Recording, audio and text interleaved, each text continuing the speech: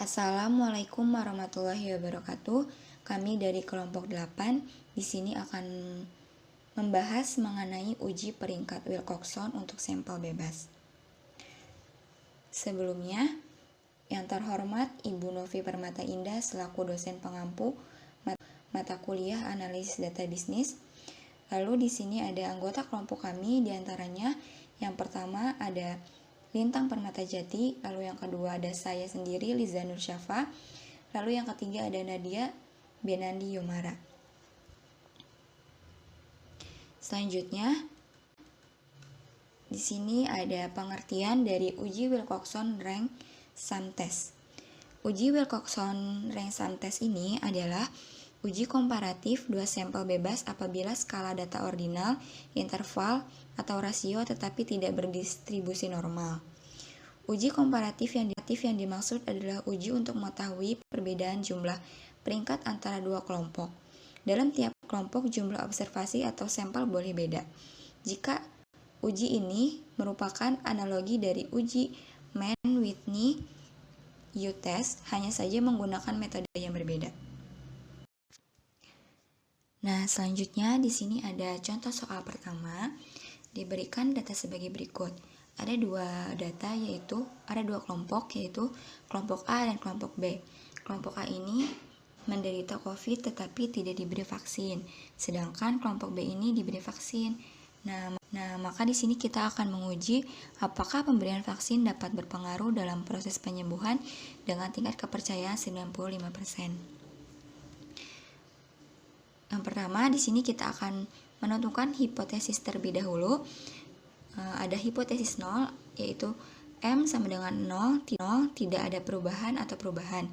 Yang artinya, jadi vaksinnya ini memiliki pengaruh. Nah, sedangkan ada hipotesis alternatif, yaitu M tidak sama dengan 0, ada perbedaan atau perubahan, yang artinya vaksin tidak memiliki pengaruh. Lalu di sini ada tingkat signifikasinya itu sebesar 5%. Setelah itu, kita akan menentukan statistik tabel. Dengan cara R tabel sama dengan R luas daerah arsiran N1, N2. Luas daerah arsiran ini adalah diambil dari tabel Wilcoxon Sum Rank Test dengan alfa 0,05. Nah, N1-nya itu adalah jumlah data dari kelompok A, yaitu ada 10, dan kelompok B itu ada 11. Nah, di sini selanjutnya kita akan mencari di tabelnya, yaitu N1-nya itu 10, N2-nya itu 11, dan ditemukan bahwa sama dengan 81. Maka R tabelnya itu sama dengan 81. Nah, setelah itu untuk menghitung statistik hitungnya, ada dua cara. Yang pertama, jika N sama dengan N2, jika N1 sama dengan N2, maka perankingan dilakukan satu kali dari data terkecil ke data terbesar. Sedangkan jika N1 tidak sama dengan N2, maka perankingan dilakukan dua kali, yaitu dari data terkecil ke data terbesar dan data terbesar ke data terkecil. Nah, sebelum melakukan perankingan tersebut, ada beberapa hal yang harus diperhatikan. Yang pertama itu yang bagian A, yang diberikan ranking adalah datanya secara keseluruhan. Jadi pertama diberi perankingan dulu datanya secara keseluruhan. Nah, keduanya, jika ada data yang sama, maka diberikan ranking rata-rata. Seperti di sini sudah ada perankingan pertama dari data terkecil ke data terbesar. Di sini sudah diberi perankingan yang rata-ratanya juga. Lalu setelah itu jumlah rank A itu dijumlahkan, yang hasilnya 130,5 atau sama dengan R1, lalu ada R2-nya itu 100,5. Untuk perankingan kedua dari terbesar ke terkecil juga sama, sudah diberi ranking, lalu dijumlahkan R1 aksen, yaitu sama dengan 89,5, lalu R2 aksen, yaitu 124,5. Nah, untuk menghitung statistik hitung itu dengan cara R hitung sama dengan minimal jumlah ranking yang ada. Nah, jumlah ranking yang ada ini tadi dari R1, R2, R1 aksen, R2 aksen. Tinggal dimasukkan saja. Ada 130,5, 100,5, 89,5, 142,5.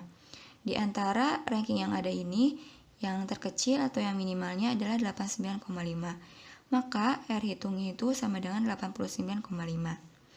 Setelah itu kita simpulkan. Simpulannya ini, jika R tabel kurang dari sama dengan R hitung, maka hipotesis 0 diterima. Nah, karena tadi R tabelnya itu sama dengan 81 dan R hitungnya itu 89,5, maka 81 kurang dari 89,5, maka hipotesis 0 diterima. Di sini ada soal kedua, yaitu berikut ini adalah data kekuatan dua jenis lempeng baja. Nah, bisa dilihat di tabelnya ada lempeng baja X dan lempeng baja Y. Kemudian, ujilah dengan level signifikan 5%. Apakah kedua lempeng tersebut mempunyai kekuatan yang berbeda? Nah, kita jawab. H0-nya yaitu mu X sama dengan mu Y. Kemudian untuk K1-nya yaitu mu X tidak sama dengan mu Y. Kemudian di sini sudah ada tabelnya beserta perankingannya. Nah, untuk perankingannya itu ditentukan dari nilai terkecil ke nilai yang terbesar. Kemudian jika ada nilai yang sama, maka perankingannya itu dibuat perankingan rata-rata. Misalnya kita ambil di sini dari yang terkecil itu nilai 32. Rankingnya itu 1,5. Kemudian di lempeng bajanya juga ada 32. Berarti rankingnya juga sama 1,5. Dan seterusnya. Kemudian kita akan menentukan W1 dan W2-nya. Untuk W1 kita jumlahkan perankingan dari lempeng baja X, yaitu hasilnya 118,5. Kemudian untuk W2-nya rumusnya yaitu dalam kurung N1 tambah N2 dalam kurung lagi N1 tambah N2 plus 1 per 2 min W1. Nah, tadi N1 tambah N2, N1-nya itu 10, N2-nya 10, jadi totalnya 20. Kemudian N1 tambah N2 yaitu 20 ditambah 1, 21 per 2. W1-nya tadi 118 min 118,5, hasilnya yaitu 91,5. Setelah itu kita lanjut untuk mencari U1. Itu rumusnya U1 sama dengan W1 min N1 dalam kurung N1 tambah 1 per 2. Nah, kita jumlahkan, kita masukkan ke dalam rumus. W1-nya tadi yaitu 118,5, N1-nya yaitu 10, dalam kurung tadi N1-nya 10 ditambah 1, jadi 11, berarti 10 kali 11 per 2, hasilnya yaitu 63,5. Lanjut kita cari U2, sama dengan W2 min N2 dalam kurung N2 tambah 1 per 2. W2-nya tadi 91,5 min N2-nya 10, N2 tambah 1, 11 per 2, hasilnya yaitu 36,5. Nah, di sini ada keputusan bahwa U2 itu lebih kecil dari U1. Tadi ambil U-nya itu 36,5, di mana U tabel sama dengan 23, karena U hitung lebih besar dari U tabel, terima H0. Nah, kesimpulannya bahwa tidak terdapat perbedaan kekuatan antara kedua baja tersebut, atau dengan kata lain, kekuatan lempeng baja X sama dengan kekuatan lempeng baja Y. Sekian dari saya. Untuk contoh soal yang selanjutnya akan dilanjutkan oleh teman saya, yaitu Lintang. Soal ketiga. Kadar nikotin 2 rokok cap A dan B dalam miligram adalah sebagai berikut. Bisa dilihat tabelnya ada merek A dan merek B. Lalu pertanyaannya adalah, ujilah hipotesis pada taraf nyata 0,05 bahwa rata-rata kadar nikotin kedua rokok itu sama. Kawan alternatifnya bahwa kadar nikotin keduanya tidak sama. Lalu untuk jawabannya bisa dilihat itu ada merek A yang dilambangkan dengan N1. Nah, merek A itu ada 8 unit. Nah, Lalu yang merek B itu dilambangkan dengan N2, itu ada 10 unit. Lalu bisa dilihat H0 sama dengan mu1 sama dengan mu2. Tapi H1 itu mu1 tidak sama dengan mu2. Lalu alfa sama dengan 0,05. Wilayah kritik itu U kurang lebih sama dengan 17 berdasarkan tabel.